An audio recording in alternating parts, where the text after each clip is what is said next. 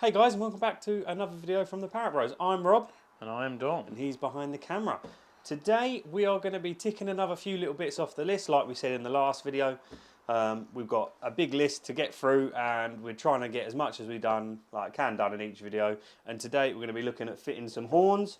So we went for some new horns. You can use the donor car ones, but these are just from Halfords, a high and a low, and we've heard them already, and they are pretty loud. It was about 120 decibels, so they are going to scare people. Little car, big horn, that's what you need. And then we're going to be looking at fitting, we said about the oil cooler. So on our cars, you have to run a spacer plate and then the thermostatic housing, so that can obviously release. But what we're going to do, we're going to use these fixings and some end caps, because we're not going to fit the oil cooler until after IVA, but at least we've got the preparation done. We've got a small little HKS filter, and then we've also got some oil that we're going to fill it up with. But before we get stuck in, let's roll to the intro.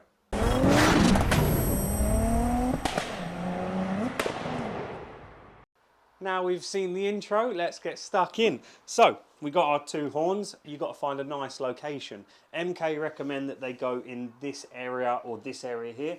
Obviously you've got your chassis number printed into the chassis there, so we're going to come this side.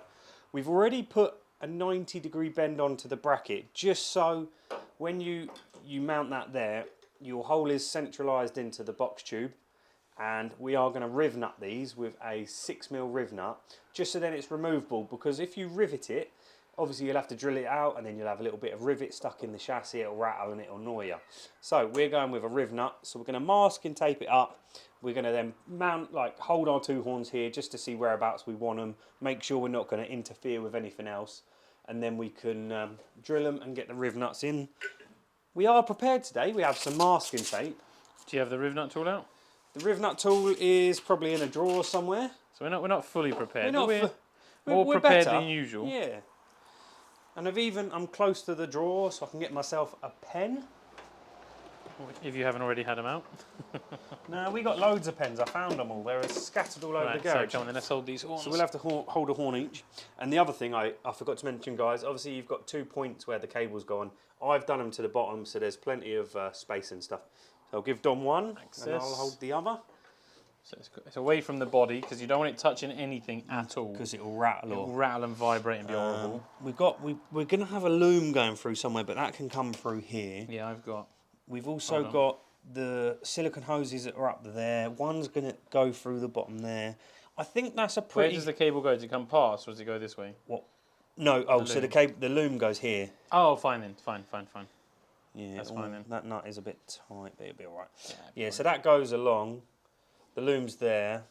I reckon we're good then. Oh, I'm right on a cable tie fixing there. Yeah, so I probably want to move it a bit. Can you go more your way? I'm touching the body there. So, no. Go that side. Yeah, but if I go that side... That's all right. Literally just past, be fine. You're not touching anything other than this light for the cable, we can move that. Yeah, so that's clear now. I just wanted to get easy at, because the cable tie fixing's here. You go there and then. you're fine. Miles away from everything. Cool. So, let's mark that up. And your one. Cool. So there is our fixing points. So, we need to measure our, let's get a vernier gauge out, and some Rivnuts. So these come in handy. These are just alley Rivnuts off of Amazon, £10, something like that. Loads of different sizes. You'll find you fill your workshop up with things that you didn't know you needed before that you'll never be able to be without now going forwards. Of course. So, a Rivnut tool is definitely one of them. Now, how much was the Rivnut tool? I think it's about £28. So we're going to go with an M6 rivet. So we need to find what size drill bit we need to drill a hole with. So that's a 9mm. So if we'll go pilot 4.5. And then we'll drill the 9mm out. Where's your drill bits? In the cupboard, mate. And now, I'm going to have to guess the centre of this hole. Ooh, cheers. Sure, a man like you can suss it out. I hope Mike ain't watching, because he would definitely not like this. In fact, you haven't used the hole punch or that it wasn't centre? A bit of both. But that looks good to me.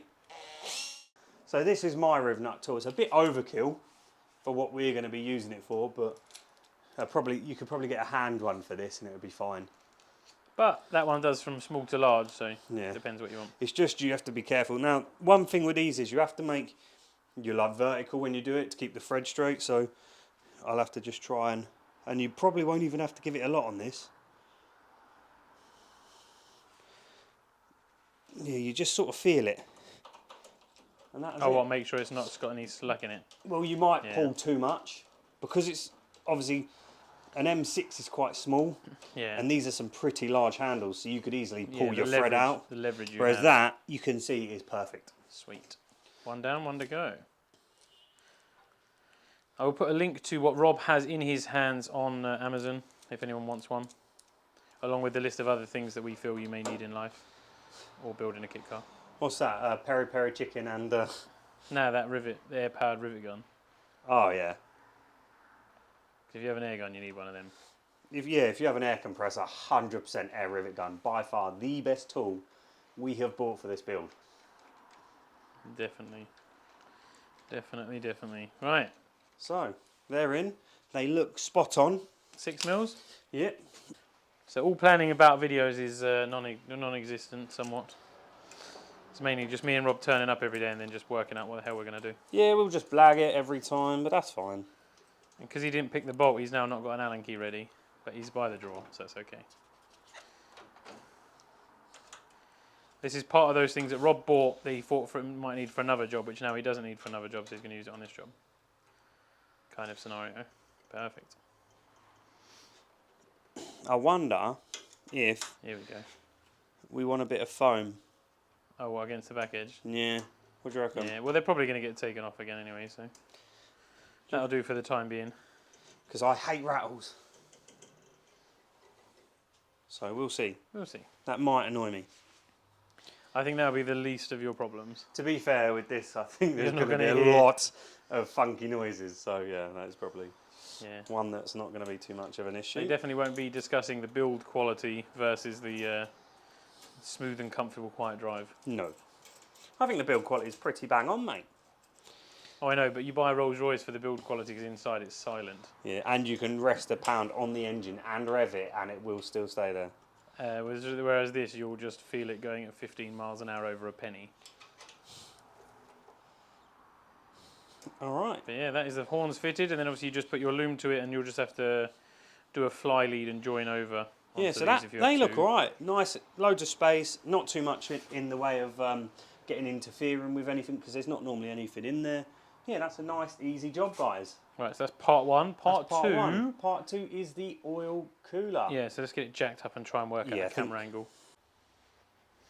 Now we're moving on to the next video, guys. Whenever doing anything oil, like filter related, it's always recommended to put just a smither of oil on the seals, just so then they move freely when you need to undo them and stuff like that. So we'll get that done. We'll get the... Is that a technical tip there? That is a technical tip. We have a few of them. So just a little bit. You don't have to go crazy, guys. Oh, look at this. That is a nice little stubby one. Comes sealed. Just to show it hasn't been used before. I think I need a knife or something, kid. As Rob is prepared, as always. Oh. Usually you use old oil, but we don't have any old oil, so... I don't know why you use old oil, to be fair. It's one of those. Nice. So that's that. Right, so give us a rough idea of how it goes together then. Yep. From here, because we won't be able to see too much on the block. I will take a few pictures as we go with my phone. While we talk about it. And tap them on there, but... So, you have a spacer. Yep. That is to space the thermostatic housing plate off of the block, and that's because you need to get your fixings in. If this went straight onto the block, you wouldn't get the fixings in. So that goes onto there like that. And then on the block, there's a threaded little stub that you have to cut down. And we took about 49mm off of that. About 40, that. But obviously, all you need to do is push your spacer bar through the two, and then you can measure into the bottom how much thread you need sticking out, and then measure how much is into the block, and then that is what you have left. And just looking, you won't be able to see it, but in there, right at the top, there's a little bit where there's no thread, so you will have to grind it down, sand it down, or cut it short, because you obviously want to seal it as best you can. So that goes in there like that, that goes in there like that, and then you have your oil filter that just buzzes on there like that. But obviously we're going to need to do that up tight before we need to do that one up tight before we can put that on. Have we sussed out how we're going to do that up?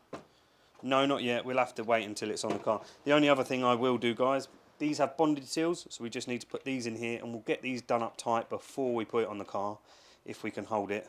I was just about to say, now you've oiled up every surface, we'll bang them in just for fun. So I did actually pick up the wrong bag with the wrong fixings in. So now we've got the right ones. We'll get them in here. We'll get them nipped up. They've got bonded seal on them, so you don't have to go too crazy doing them up. Obviously just tight. But yeah, we'll get them done, and then we'll get the blank caps on, and then we can have a look at getting underneath the car and getting this fitted. Now we're good to go. We've got the fixings in, we've got the blanks on. We're going to get that in there. I'm going to have to crawl underneath and lie under the car. We've got it jacked up. We've got axle stands on there just for Dave, just to make sure we're safe. But yeah, I think this is going to be a little bit fiddly. So I'll get underneath the car. You probably won't be able to see much, but I'll get Dom to post some pictures up of what I'm doing. Yeah, I'll try and take the camera around. We shall see.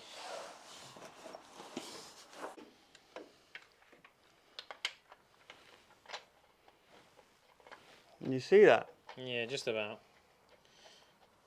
Tell you what we need is some light. There we go. Which way are you going to have the spouts pointing? Downwards? Pointing downwards, yeah. Okay. Just because to the left we've got the starter motor, to the right I've got the alternator. And straight down is probably going to be our best option. I'm running out of finger thread.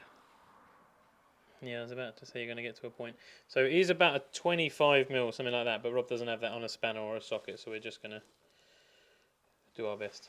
Now I need Dom to tell me where's roughly straight. Where we say? About a tiny bit to the front, towards the front, about there. Which is going to change 5 times because you're going to do it up, aren't you?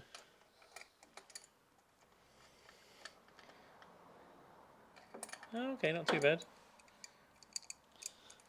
This isn't awkward at all. See if I can leave my phone lent up against it. Oh yeah, you're going to get that in the face.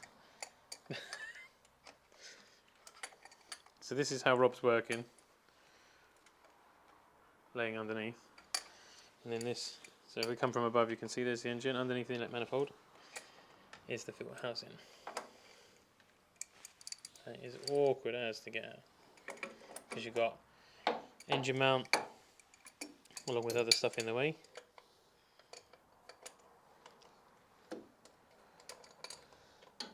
But you don't want to go mad tight, it's got rubber seals and everything, so don't go over tight. Do it up a little bit, try and twist it, see if it's loose. If not, just give it a little tweak, nothing mental.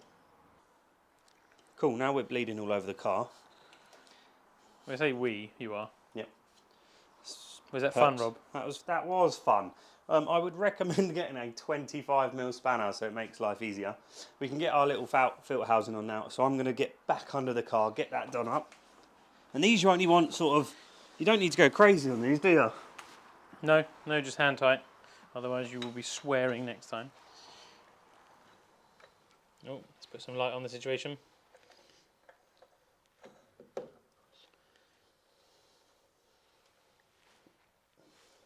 About that? Yep. And that is done. So let's have a little spanner check of everything underneath here. What do we have that could possibly leak oil? We have the sump plug that's done up. We've got the oil turbo, the what? Blank. The blankety blank in the sump, that's done up, blanked. We've got the filter housing, that's all in. We've got the sump, they're all done up. What else is there? I think we should just bang some oil in it. We'll check the dipstick. Yeah, make sure that's pushed in. Make sure that's pushed in, and then I think... Have you got a funnel so we can fill it through the dipstick hole? Why would you fill it through the dipstick hole? I'm going to go through the oil filter housing. Nah. No, you're not. Go through the oil filler cap. That's the one. That's the one. Is it worth taking this oil filter off and just putting some oil in it? Why? Well, this engine's ran dry for ages, so... Why not? But if you've got... There's not going to be oil anywhere in the engine. If you put a tiny bit in the filter housing, there's going to be nothing. Plus, you're going to spill half of it out when you twist it to put it on anyway. Yeah, alright. A good thought. The only other thing you could do is fill the engine fully to the cap and then drain out what you need till it reaches the dipstick point. No. Although you may fill your inlet full of oil as well. Who is this guy? Get him off YouTube. Dom's 10 top tips on how to flood your engine with oil. Let's take the axle stand out. Ding. Oh yeah, let's check So that. according to my watch, it's 10 past 3, but it died at 10 past 3 and it's now 4 o'clock. So Dom, there's no oil in there? yeah, so lower it down then so it's on a level-ish surface. Shall we get a boat level? I hate to see why that's relevant, but yeah, sure. Well, then we Go can on, get the car down. level. Lower it down so then the camera's in the right position.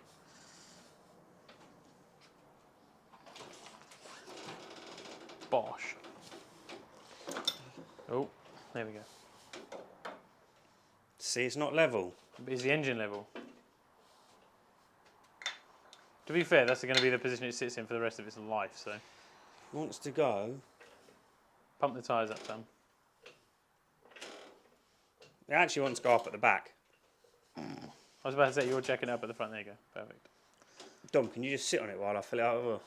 Nah, that's good. Don't worry about getting a spirit level up when you finish. Fill your car with oil. No. That's just Rob. Well, We're going to drive to a petrol forecourt and then fill your car up with oil. We shouldn't need filling up with oil, actually. I lie. You should just check your dipstick at a petrol station on flat ground. if you're Don't driving... drive your car to a petrol garage with no oil in just to fill it up with oil. Now, can you do a quick Google and Dom's 10 find top out tips. roughly how much oil this engine will take? Before I go pouring in 5 litres and we only need 4.5. Mazda MX-5 1 point. It's going to give me in quarts, I know that for a fact. Oil capacity. We got 5 litres. It says 3.8 litres Is that all it takes? on a 1.8 litre engine Okay. with a 35 Newton metre drain plug. It's already done up anyway, so. Yeah, that was FT. I mean, 35 tight. millimetres, yeah. Yeah. So we've gone for Mobile Super 2000, 10W40 oil. Quite cheap. I think it was only like 25-30 quid.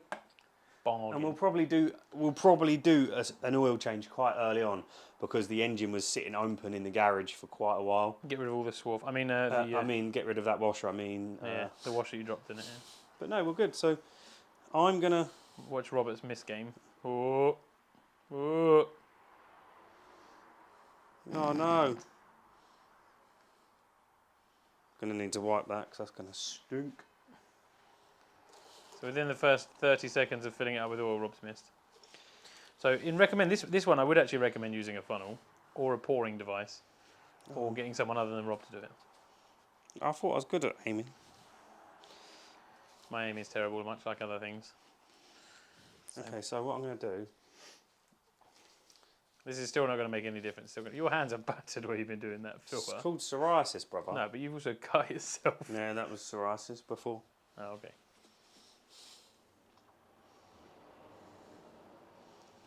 So if you just stick the 5 in and then we'll just pull 1.2 out, yeah? Stick it upside down and squeeze. Stop trying to move. I'm trying to get That's comfortable. why you're spilling it every comfortable-wise, because it's going to take you ages. So one thing we should have done is probably done this on our first start video so people know we're not cheating. But I think... Not having the engine loom plugged in is not probably having the a engine good loom. start. Yeah. No battery, no coolant lines. We're not cheating. We're just trying to tick a job off the list. Plus, if it's going to leak, it gives us ample time to find To fix it, yeah. Well, yeah. It's always nice to tick things off the list. We'll come back to you in 45 minutes' time when Rob's put 3.8 litres of oil in this Why is car. it coming out the bottom? We should have had a leak cam. That would have been funny. Now, that was a fiddly job. Obviously, depending on what you guys run is whether you will fit that or not. The only reason we fitted that as well is because normally there used to be a water-cooled oil cooler. Which is standard on most production cars. Yeah, standard on these. And that would, obviously we've taken it out because we've done the coolant reroute. So then you lose all those pipes. So obviously you're going to have this old big block just sitting there. So we thought, why not get rid of that? Put an oil cooler in its situ. But yeah, that weren't too bad a job. Bit fiddly, bit more space would have been nice. We should have probably had it bolted on the engine when it was on the stand, because that would have been the ideal situation. That would have made a lot more sense. But we didn't. So we make it hard for ourselves. We cut ourselves. Blood, sweat, tears, love, all goes into this build. So that's the oil housing and like filter and all that done, and then we done the horns, and that was a really nice job. That was easy. They looked dead good as well. Yeah, they look good. 18 quid for 2. Yeah, no. Oh well, if you but if you join Halford's Motoring, and you get £10 discount. So yeah, they were nine quid each. 9 quid each. They sound loud. I'm sure people will hear us coming. I wanted to put a foghorn, like boat horn, on it, but Rob wasn't so keen because of space. We're limited on space. So yeah, the horns are in there nice. They look good. They're tucked away. They work. So yeah, that's another video done. Next week, I think we're going to look at fitting the radiator. I know it's fitted now, but it needs a bit of work on it. So we'll talk about that in the next video. We're going to do the coolant reroute housing hoses. So then we can show you the way we're going to run it. And then if you decide to do the coolant reroute, then obviously you'll know what pipes to get, so you can do yours. But I think it's been a nice video today, guys, and we'll catch you next week. Bye for now. See you later, guys.